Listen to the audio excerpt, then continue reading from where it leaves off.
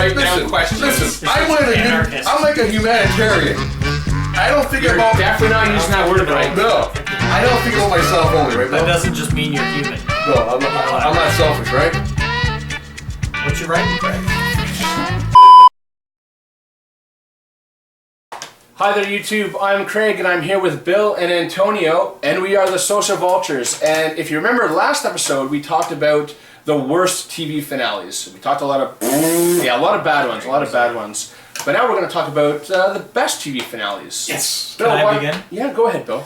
I think one show has had the best finale of any television show in the history of broadcast television, and that would be 6 Feet Under. I don't know if you ever watched it. It was an HBO show. I haven't. The show is still probably in my top 2 or 3. It might even be the #1 spot of best television shows I've ever seen in my life. But the finale of that show was, and will probably always be, the template for how to end a show. It was just brilliant. To sum it up briefly, you watch, it went 5 seasons. I could be wrong about that, but I think it was 5. And you really got it. It was a show that really got you invested in the characters very deeply. I felt like they were people I knew. And when the last episode came, what they did was they wrapped up a few storylines, and then they jumped ahead for the last 15 minutes of the show, and they showed what happened to every major character for the rest of their lives. Oh, okay. And how they died. Yep. Oh. So you literally got to know what happened to every character for the rest of their lives. That's cool. And what happened, because the show is about a family who runs a funeral home. That's right, yeah. So it made sense to show how they all died, because every episode of the show opened with somebody's death. Okay. And that ended up being somebody in their funeral home. So it would always start with some bizarre, somebody falls down a manhole cover and dies, and then they become their customer that day. Yep. And some of them were very poignant deaths at the beginnings of shows. So to end the show with showing everybody's death, and they weren't all candy-coated. Some of them were like a character you loved, and they didn't die the way you wanted them to die. But others did. Yeah. So it was and it was touching, and it brought you to tears, and it really made you feel sad to say goodbye to the show. But it was brilliantly written. Brilliantly. Nice. It was awesome. What about you, Antonio? I got 3. Yeah? Top of my head. Corner Gas, season finale. Yeah? Beautiful. Series finale, sorry. And like I said, it was just another episode. Yep. Well done. And at the end, it kind of gives a bio of what happened after the show went. The show, what happens with Oscar and Emma, with Davis, like a little bio underneath them. So really well done. I still think went out too soon, but hey. Fringe. Okay. Great. Don't spoil anything. I haven't got to the end. Great series finale. Well done. And like I said, I showed today on Facebook. The only time I really kind of got emotional about a certain sequence in the show, but just... Oh, you softy. It was good. It was good. When you see it, it's so well done. Of Walter and everyone. Oh, great. And White Collar. Oh, okay. Oh my gosh, White Collar, great show. And the way they ended it, it was just, like Bill said, you don't want it to end. Yeah. It's like we get so invested in the characters, and it's White Collar crime, but it's so well written, because when you thought something couldn't happen, it would happen, or you didn't think it would happen. It was just so well written, and it was sad to see it go. Okay, all right. I'm going to drop a bomb. Babylon 5. I know that you're a big fan of the show. I'm a huge fan of Babylon 5.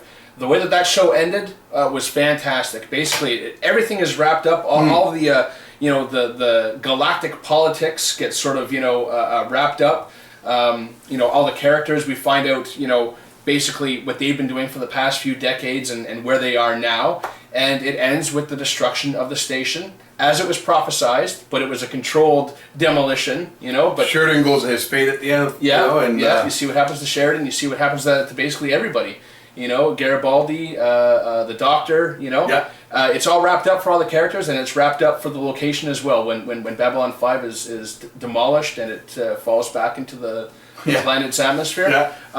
And another one, sci-fi, is Battlestar Galactica, the remade series in the 2000s. I thought that they wrapped it up really nicely.